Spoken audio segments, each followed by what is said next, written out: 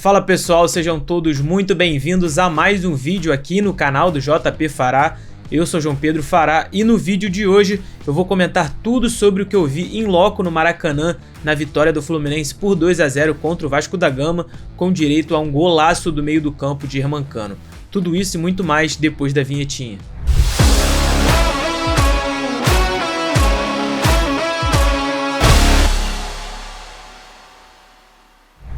Antes de começar a falar sobre essa partida, eu peço para que você se inscreva aqui no canal, deixe o seu like e comente aqui embaixo as suas impressões sobre essa vitória tricolor no clássico no Maracanã, vitória por 2-0 do Fluminense. No vídeo da semana eu falei que o Fluminense e o Vasco tinham modelos de jogo completamente diferentes. O time do Fernando Diniz gosta de ter a bola, jogar agrupado, enquanto o time do Barbieri gosta de jogar de uma maneira mais vertical. São dois estilos completamente distintos. E o retrospecto entre esses dois técnicos dá um favoritismo muito maior ao Diniz, o que se confirmou na vitória do Fluminense por 2-0 no clássico no Maracanã. Em 8 jogos disputados entre Diniz e Barbieri, o técnico do Fluminense venceu 5 vezes, enquanto o treinador do Vasco apenas uma vez. Ainda teve 2 empates nos embates entre esses dois comandantes. Mas começando a falar agora pelo lado do time vencedor, a lei do ex prevaleceu, falou mais alto e teve direito a um golaço de Germancano. A escalação do tricolor, sem o Paulo Henrique Ganso, que estava fora por uma lesão na coxa, deu um time um pouco mais de dinâmica no sentido de correria. O Fluminense perdeu criatividade, mas com o Arthur no meio de campo igualou a correria do Vasco, que eu vou falar um pouco depois aqui no vídeo. O Fluminense jogou com 3 volantes, assim como o Vasco também. O time no primeiro tempo jogou muito abaixo do que poderia, achei o Fluminense com dificuldades de sair de trás e de criar chances no ataque, tanto é que, na minha opinião, o Vasco foi muito melhor no primeiro tempo e teve mais chances de chegar ao gol, e muito também, claro, pelo fato do técnico Maurício Barbieri, o treinador do Vasco, ter escalado um time para sufocar a saída de bola do Fluminense, que é muito conhecida pelo técnico Fernando Diniz.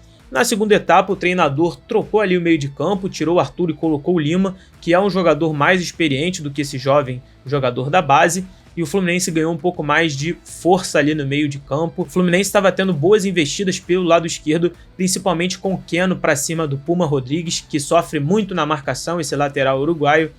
E por ali o Fluminense tinha boas jogadas e também conseguia com o John Arias, que fez mais uma grande partida com a camisa do Fluminense, chegar próximo ao gol. Até os 10 primeiros minutos ali do segundo tempo, o Vasco até tinha começado melhor de novo no segundo tempo, mas o Fluminense contou com grande atuação de Fábio, principalmente no gol, que no primeiro tempo fez grandes defesas, André no meio de campo, e claro, o Germancano, que na primeira oportunidade não desperdiçou num cruzamento de Samuel Xavier, ele pegou de primeira e marcou o primeiro gol do Fluminense. Depois, no segundo tempo, o Fluminense chegou ao segundo gol com uma pintura de Germancano no meio de campo, de esquerda, numa saída errada do Vasco na defesa, e ele marcou um gol de placa para sagrar essa vitória do Fluminense por 2-0 e aumentar sim o jejum do Vasco contra o tricolor, uma vitória que eu vi um Fluminense que poderia jogar mais do que jogou, mas o que importante era a vitória, e o Fluminense aumentou aí esse tempo do Vasco sem vencer o tricolor. O Fluminense consegue bons resultados contra o Vasco, mas na minha opinião o tricolor pode apresentar ainda muito mais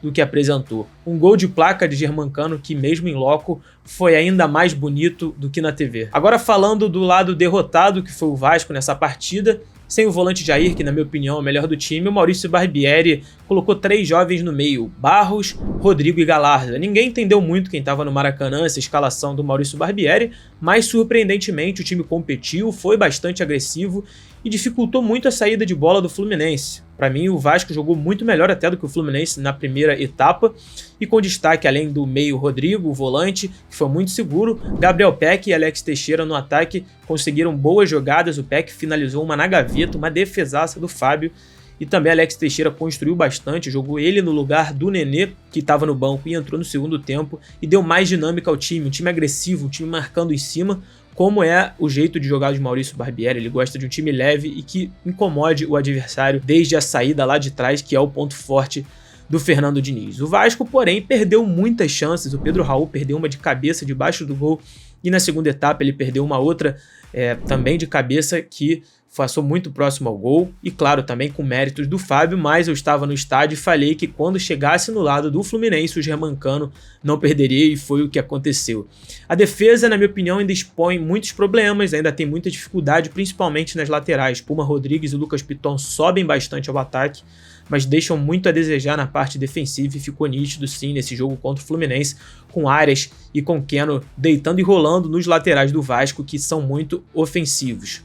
Outro problema exposto é pelo lado direito. O zagueiro Miranda não fez um jogo muito ruim, mas o Léo Pelé, que fez uma boa partida, precisa sim de um companheiro à altura e tudo indica o Vasco está fechado com o zagueiro Capasso, jogador do Atlético Tucumã, um zagueiro de 26 anos que o Vasco negocia há bastante tempo e já está bastante encaminhada essa negociação e tem tudo para ser titular. Um outro ponto também a se destacar é em relação ao goleiro. O Vasco começou o jogo com o Léo Jardim, não com o Ivan, e é um goleiro que já está gerando uma certa desconfiança por parte da torcida do Vasco, que acredita que ele poderia ter ido melhor nesse primeiro lance ali do Germancano, no primeiro gol do Fluminense. No segundo, na minha opinião, ele não esperava esse chute de canhota, esse golaço de Germancano, não tinha que ele fazer, mas no primeiro, apesar da força do chute do argentino, ele poderia ter se posicionado melhor, parece até que tirou a mão achando que a bola ia para fora. Então agora vai ter essa disputa aí entre Ivan e Léo Jardim para ver quem vai ser o titular do Vasco agora no clássico já de quinta-feira contra o Botafogo. O Vasco enfrenta o Botafogo no Maracanã às 8h30 da noite, mais um clássico do Vasco. O Vasco não vence clássico há 9 jogos e agora há sim uma chance com o time em construção de vencer esse clássico, finalmente vencer um clássico e tirar esse peso nas costas. Então o Fluminense e Vasco fizeram um grande jogo, poderiam ter apresentado um futebol melhor, principalmente pelo lado tricolor, que saiu vencedor, mas o que importa é a vitória, e pelo lado do Vasco, para mim, sai uma sensação sim de frustração por ter perdido esse jogo, mas também tendo em vista que é um momento de construção da equipe e vão vir outras peças certamente. Claro, o fato do Jair não ter jogado pesou muito para o Vasco não ter desempenhado ainda melhor, mas eu esperei um Vasco muito abaixo do que eu vi no Maracanã. Então foi um jogo muito interessante, de duas filosofias completamente diferentes e, claro, sem nenhuma confusão dentro de campo, que foi o que eu disse no outro vídeo. Eu queria ver futebol e foi o que eu vi lá no Maracanã no domingo, na vitória do Fluminense por 2-0 contra o Vasco da Gama. E agora eu quero saber de você, o que você achou dessa vitória tricolor no Maracanã? O que você achou desse golaço de Germancano? Então deixa aqui nos comentários. Não se esqueça de se inscrever no canal, me seguir em todas as redes sociais e, claro, acompanhar a agenda que também está aqui na descrição com todos os conteúdos do canal do JP Fará.